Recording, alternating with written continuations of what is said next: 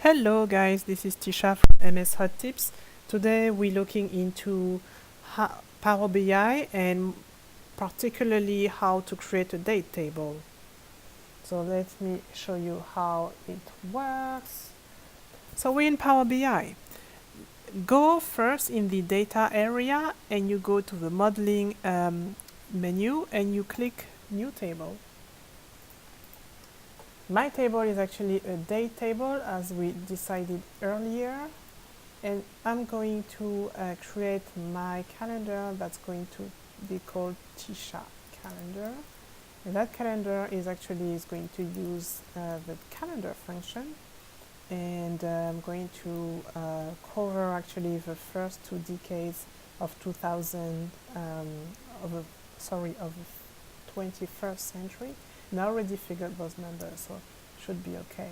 So yeah, so my calendar goes from the 1st of January 2000, it goes until 31st of December 2020. Okay, so that's for my date. Now, obviously, you would want to have some kind of a date hierarchy. You're going to want to have your months, your year, your months, and your days. So let's take a look at how we can do it. So we go here and we create a new column. That column is going to reflect only the year corresponding to the date that has already been created, and for that I'm going to use the year function, and I'm going to, of course, give my calendar date the parameter as a parameter. Excuse me. Okay. Okay, so we see that the year has appeared. We're going to do the same for the months.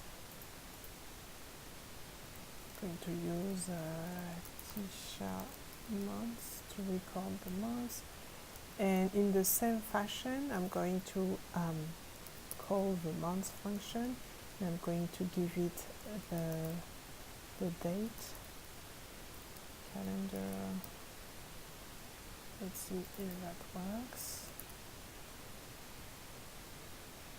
Yeah, it looks like it works. Let me go a bit further to figure it out. Yeah, it works. So let's do the same. We have the months, and one of the things that people like to add, I think, especially in marketing and in sales, they like to add the quarter. So I'm going to add a new column that has a quarter, and I'm going to check. I may have it already in my no, I don't have it here.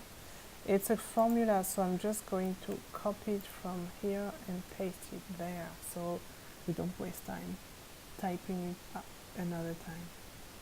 So that formula actually looks at the months. It's using the Tisha months number to determine the quarter. So if the month is between 1 and 3, which means January to March, then it's Q1, etc., etc. So let's see if it works.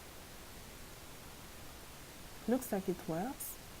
Let me check a bit further. Q3, Q4.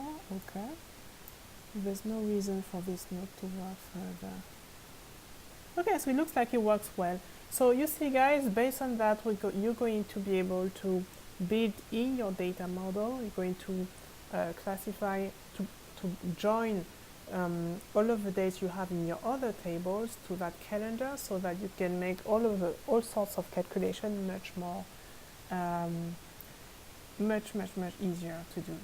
Thank you guys for your time, and I'll see you in the next video.